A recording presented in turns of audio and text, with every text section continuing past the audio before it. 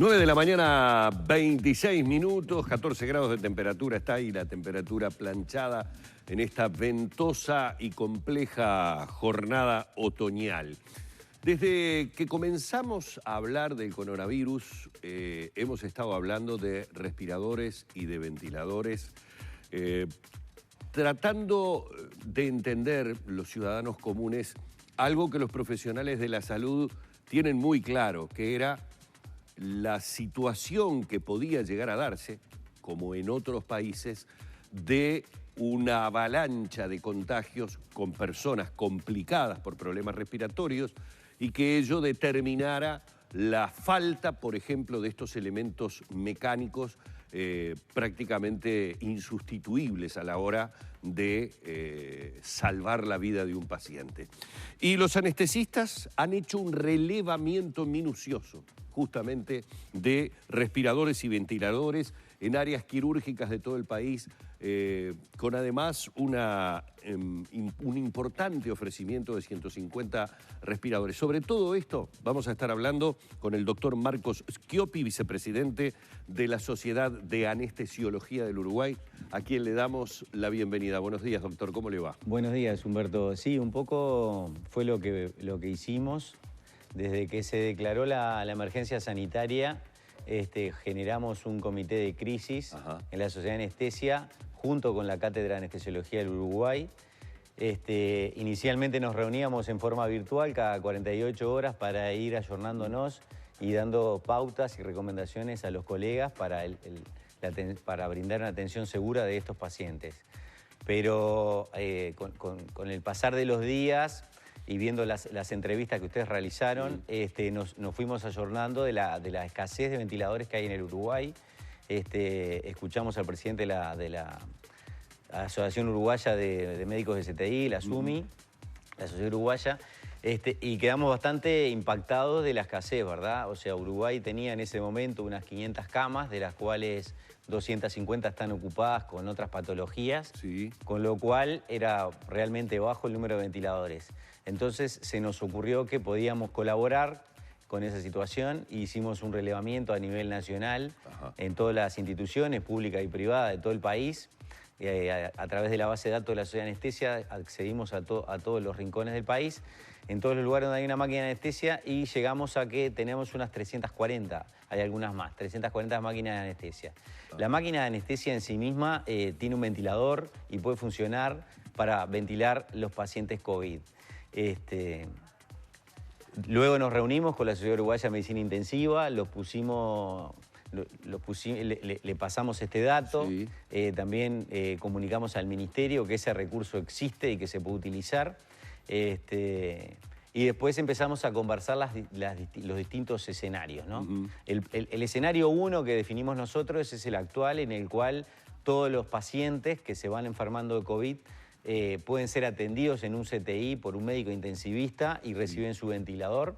El escenario 2 sería aquella situación en la cual se satura el CTI porque hay, como decías tú, una ola de pacientes que ingresa a CTI con enfermedad respiratoria y llega al tope de la capacidad. Entonces, en esa situación, nosotros, los anestesistas, nos pusimos en contacto con la SUMI y podríamos absorber los pacientes no COVID en el bloque quirúrgico y liberar la mitad de las camas de CTI.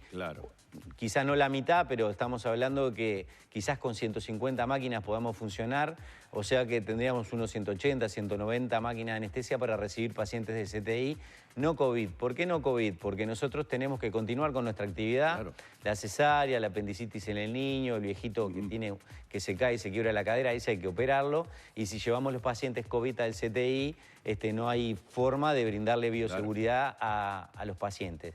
Ellos estuvieron muy de acuerdo con la estrategia y bueno, estamos trabajando en ese sentido, ¿no? También aclarar que desde el día 1 de que se declaró la emergencia sanitaria, todo el Sindicato Anestésico Quirúrgico envió una nota al Ministerio de Salud Pública aconsejando suspender la actividad quirúrgica justamente para aumentar la capacidad de recurso humano y los recursos materiales, ¿no? Doctor, de todas maneras, a ver, como para ir viendo lo que es por lo menos la fotografía hasta el momento. Ayer decíamos, se cumplió un mes desde la aparición de los primeros casos. daría la sensación de que las medidas adoptadas por toda la población han permitido no ese crecimiento que en algún momento pudo haberse imaginado al aumentarse los test, que empezáramos a tener una cantidad de contagios importante. Todo haría pensar que de mantenerse la situación como está, estaríamos lejos de tener esos problemas, o es muy frágil y muy delgada la línea si se llega a cruzar. Bueno, experiencia en esto no tenemos. Claro. Es la primera vez que nos enfrentamos a esto y todo es incertidumbre. Pero si uno mira la realidad de otros países, esto es un hilo muy delgado, ¿no? O sea, se postergó el ascenso de la curva porque se tomaron las medidas en forma temprana y oportuna. Pero esto se puede desencadenar en cualquier momento. En el momento que la gente sale a la calle, baja la guardia, deja de lavarse las manos, no se pone alcohol en gel y no utiliza tapaboca, en ese momento puede haber una ola de un empuje de COVID que rápidamente, con la cantidad de recursos que tenemos en el Uruguay, rápidamente se saturaría los CTI, estoy seguro. ¿Lore? Los anestesistas están con menos actividad justamente porque hay una caída de las intervenciones programadas al menos, ¿no? ¿Cómo se están reconvirtiendo a la par de esta propuesta tecnológica que hacen? Bueno, nosotros, nuestra actividad bajó quizás un 80%. O sea, para que te hagas una idea, yo hago un promedio de 3 anestesias por día y estoy haciendo 2 anestesias por semana. O sea, realmente la actividad quirúrgica bajó dramáticamente. Igual, de todas maneras, nadie está preocupado en eso, estamos preocupados en el otro escenario. También estamos trabajando con la Sociedad Uruguaya de Medicina Intensiva en recibir formación, profundizar nuestra formación en lo que es la asistencia al paciente crítico. Estamos trabajando con la SUMI y vamos a tener instancias de formación virtual en lo que hace al ventilador en decúbito prono, porque es la forma que se ha demostrado que mejora a los pacientes. Decúbito prono quiere decir que los intuban y los ponen boca abajo. Nosotros hacemos anestesia en decúbito prono para una cirugía de columna, una artrodesis de columna, una hernia de disco, pero son cirugías de corta duración. La artrodesis no, son como 6-8 horas, pero no es nuestra área, no estamos formados en eso y queremos aprender para poder colaborar. Y el escenario 3, que no lo terminé de decir justamente, es lo que ha ocurrido en otros países. Los médicos intensivistas con los CTI desbordados, con recursos materiales limitados, comienzan a enfermar. Y en esa situación hay que empezar a relevar esos colegas, a sustituirlos. ¿Qué han utilizado en el mundo? Lo primero que utilizan son los anestesistas porque son lo más parecido en formación. Los médicos de terapia intensiva pediátrica también participan.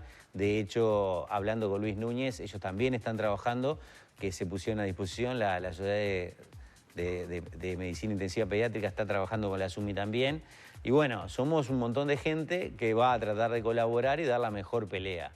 Pero la mejor defensa para esto es tratar de cuidarse, porque esto termina cuando todos estemos inmunizados.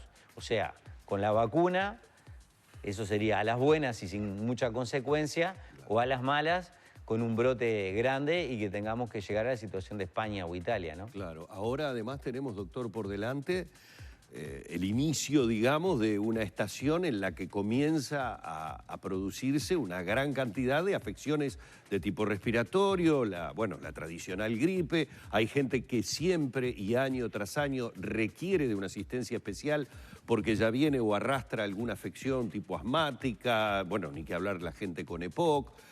Eso va a complicar seguramente un poco más la situación, volviendo a hablar del tema de respiradores y ventiladores, que es lo que estos pacientes necesitan. Bueno, sin lugar a dudas. A ver, el tema de la escasez de ventiladores en Uruguay no es nuevo.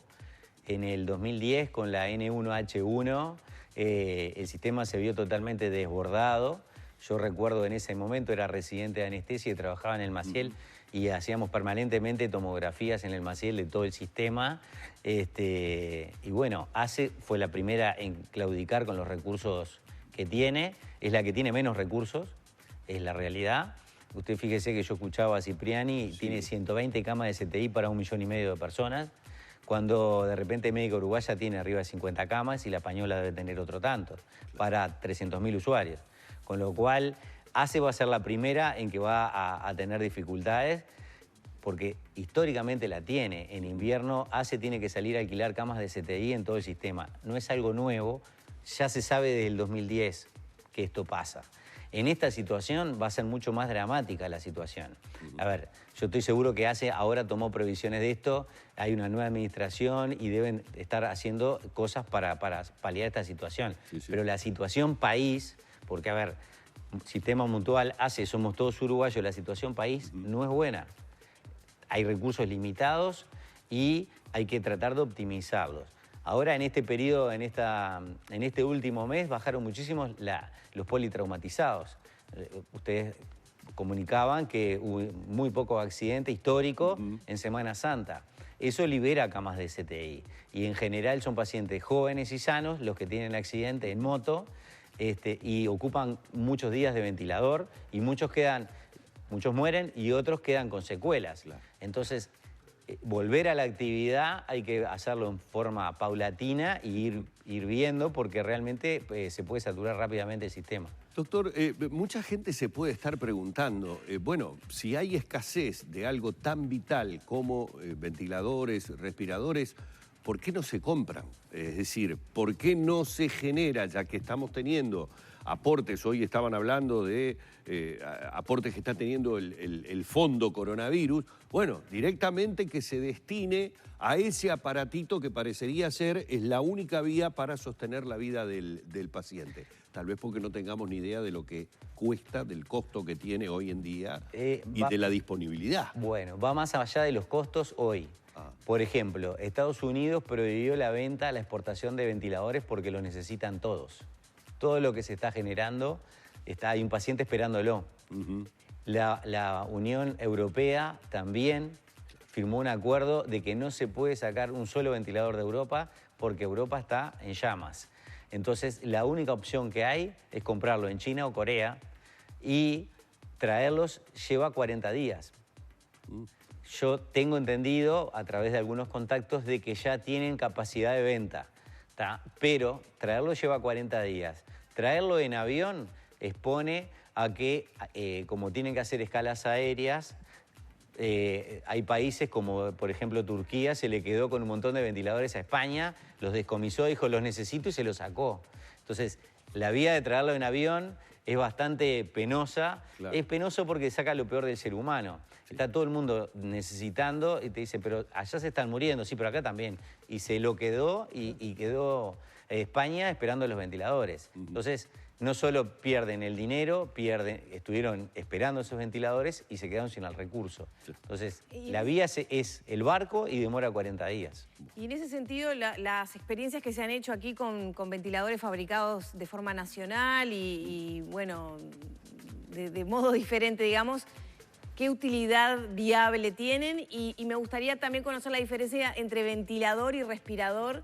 Personalmente la desconozco y estoy segura que en casa también hablamos mucho, pero no sabemos de qué, bueno, de qué hablamos. Se usan como sinónimos. Los respiradores o ventiladores que andaban circulando en internet, artesanales, no cumplen las medidas de seguridad y no servirían para estos casos. O sea, lo que es aplaudible es el entusiasmo de la gente y la gana de colaborar. Pero sería como cambiar la ecografía por un estetoscopio y escuchar a ver si el feto vive o no. Hoy a nadie se le ocurre de que la ecografía es insustituible para valorar la salud fetal. Y bueno, o sea, estamos a ese nivel. Y si quieren alguna etapa, porque también se había mencionado que esos implementos podían funcionar en una etapa de emergencia, en la primera atención a un paciente, en un sistema colapsado, ¿no? Que todavía no estamos en esa etapa. Yo creo que sirve más para limpiar la culpa de decir no lo conecté a nada porque no tenía, que para el beneficio que le podemos aportar al paciente. Estos pulmones son pulmones patológicos, no son pulmones sanos, ¿tá? Que tienen que ventilarse de determinada manera porque si no también se rompe el pulmón. El pulmón no es algo, no es una estructura, no es de hierro, se rompe. Estos pulmones quedan muy infiltrados, muy pesados y tienen que ventilarse con determinado volumen de aire, con determinada concentración, mezcla de oxígeno con aire y determinada presión. no es simplemente hacer así y con eso el paciente va a vivir. Se puede hacer más daño, se le puede aportar un daño adicional. Doctor, la verdad ha sido más que claro. Bienvenido sea esta preocupación, este relevamiento, esta suerte además de capacitación que los anestesistas están teniendo. Simplemente aguardar que el comportamiento de la población y que toda esta situación no nos haga pasar por situaciones que, bueno, ustedes obviamente como entendidos en el tema saben que podrían ser bastante lamentables para nuestro país. El agradecimiento por este diálogo aquí en La Mañana de Arriba Gente. Bueno, muchas gracias por informar y estamos en contacto. El doctor Marcos Schioppi, vicepresidente de la Sociedad de Anestesiología del Uruguay, ha pasado por La Mañana de Arriba Gente.